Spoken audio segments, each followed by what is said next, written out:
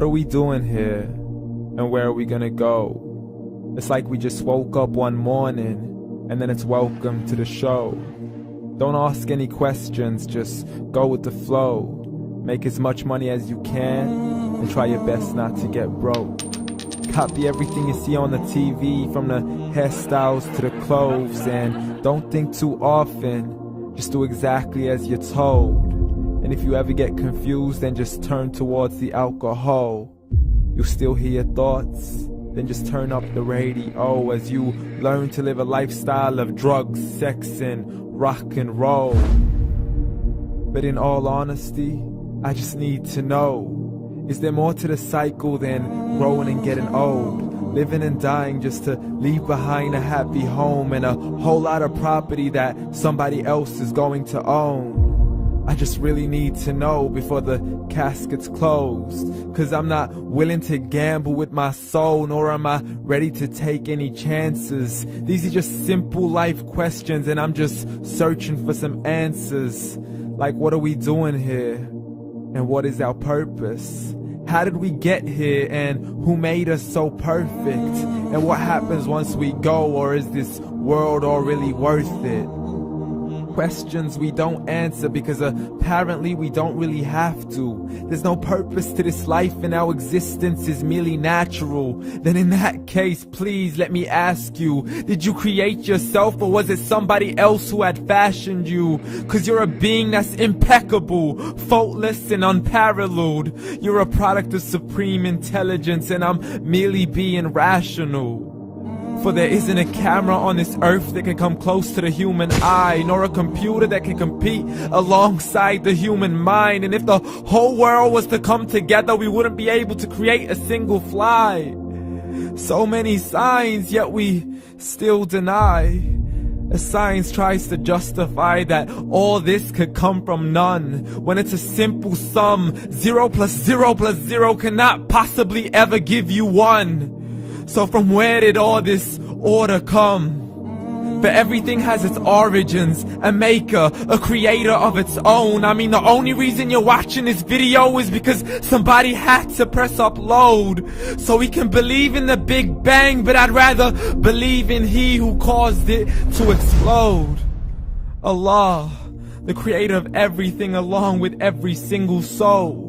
The ever-living, the master, the only one who is in control. Unlike his creation, beyond our imagination. And no, he's not a man, nor does he have any partners in association. He's on his own. And no, he did not ever leave us alone. Just like every manufacturer, he left us with an instruction manual. The Quran and Islam, and I'm sorry to jump to conclusions, but it's the only one possible. The only definition of God is the one and only supreme being. It's logical, a book with 0 contradictions, with miracles that are both scientific and historical, all revealed over 1400 years ago. Like the detailed description of the human embryo. The descriptions of the human embryo in the Quran cannot be based on scientific knowledge in the 7th century. To the mountains as pegs holding firm the earth below, and the 2 seas that don't mix in a complete separate flow. To the planets in orbit, alternating night and day as they stay in flow. The expansion of the universe and the creation of everything from H2O.